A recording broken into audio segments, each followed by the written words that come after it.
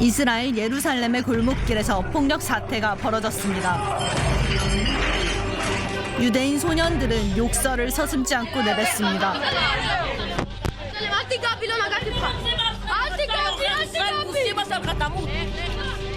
모두 지난 14일 예루살렘의 날에 벌어진 일들입니다. 이스라엘 군이 중동 전쟁 당시 예루살렘을 점령한 것을 기념하는 날.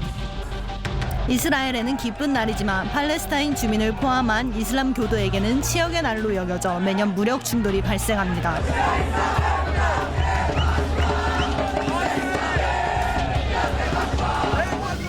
시민들은 극단 세력에게 위협을 느낍니다.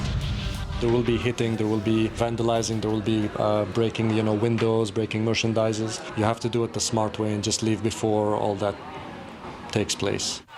특히 이번 예루살렘의 날에는 무슬림뿐 아니라 언론인이나 시민 활동가들을 향한 폭력도 눈에 띄었습니다.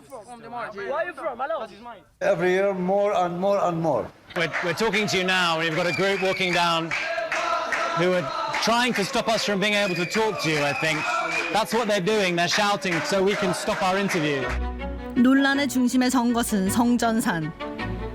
성전산은 유대교, 이슬람교, 기독교 세 종교의 공통된 성지로 그중에서도 이슬람 3대 성지인 알-아크사 사원이 있습니다. 현상 유지 원칙에 따라 유대인은 이곳을 방문할 수 있지만 공개적으로 기도는 할 수 없습니다.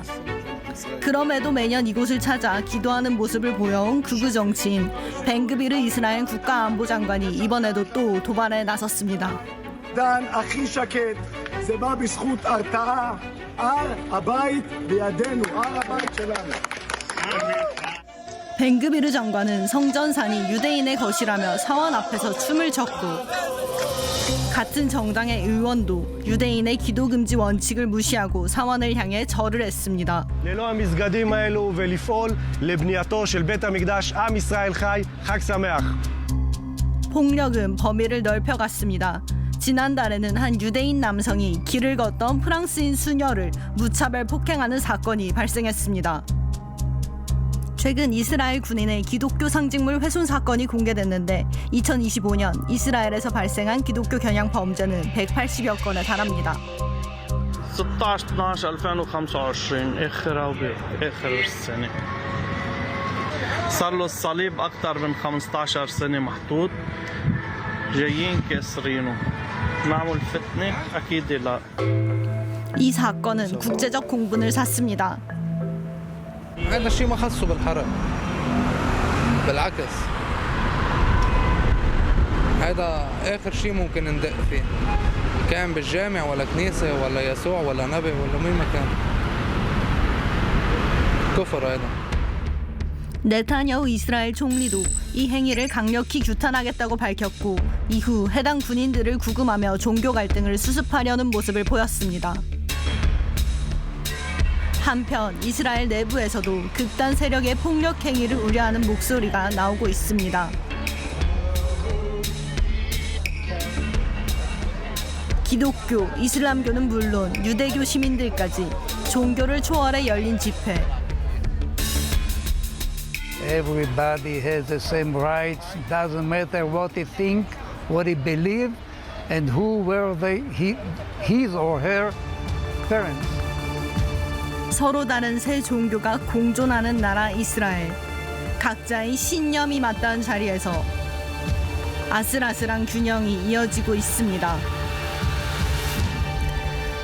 보면 예루살렘도 분쟁이 끊이질 않네요. 박현도 교수님 정말 바람잘 날 없네요. 네, 그렇죠. 동예루살렘에 있는 성전산 때문에 그러는 건데요. 여기에는 유대교, 이슬람교, 그리스도교의 성지가 있는 곳입니다. 네. 워낙 종교적으로 민감하고 이 충돌이 가능한 곳이기 때문에 여기 일종의 규칙이라는 게 있어요. 어떤 규칙이요? 예, 그러니까 성전선 안에 이슬람교 성지인 알-아크사 모스크 지역에서는요 무슬림만 기도를 할 수 있고 이 유대교인이나 이 기독교인은 특정 시간에 출입은 할 수는 있지만 기도와 같은 종교적인 행위는 금지돼 있거든요. 네.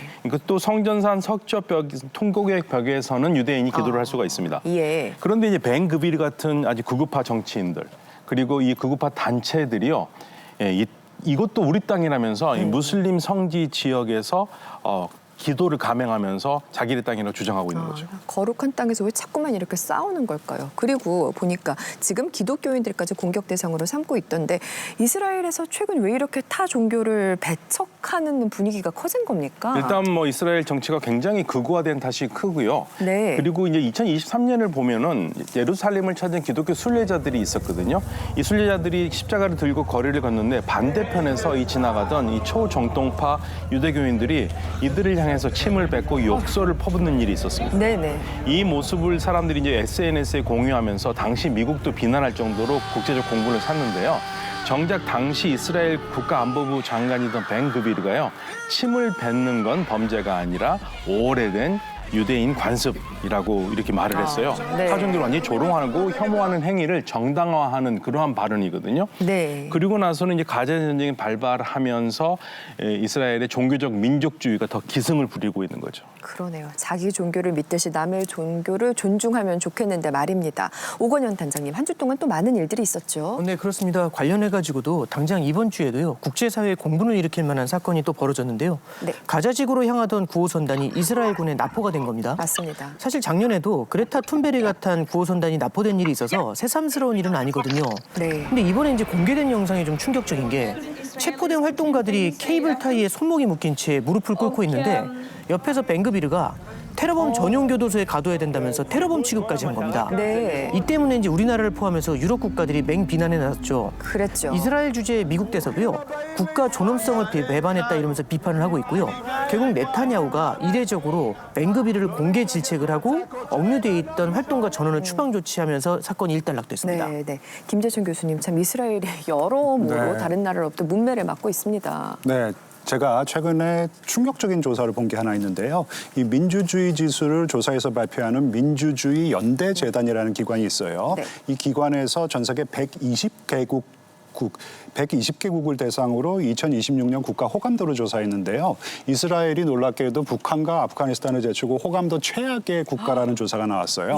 이스라엘이 네, 비호감 국가 세계 1등 믿겨지시나요? 네, 놀랍습니다. 이스라엘은 네, 정말로 제 생각에는 경각심을 좀 가져야 한다고 생각을 하고요. 예. 그리고 지금 트럼프가 아무리 이스라엘을 싸고 돌아도 이 미국 내 여론도 조금씩 바뀌고 있어요.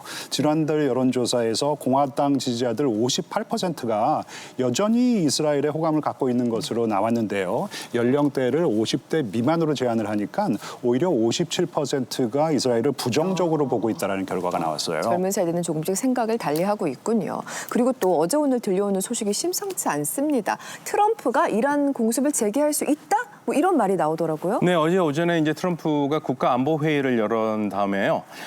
장난 결혼식 필요연에 참가하지 않겠다면서 SNS에 글을 올렸어요. 그렇죠. 아주 중요한 시기라서 워싱턴에 머물기로 했다는 건데 도대체 그 중요한 시기가 뭐냐는 거죠. 그렇죠. 도대체 뭡니까? 네, 그런데 이제 마침 위성 사진으로 보니까 이스라엘 벤구리온 공항에 미국 공중급유기가 50대 이상이 집결해 있는 게 확인됐거든요. 네.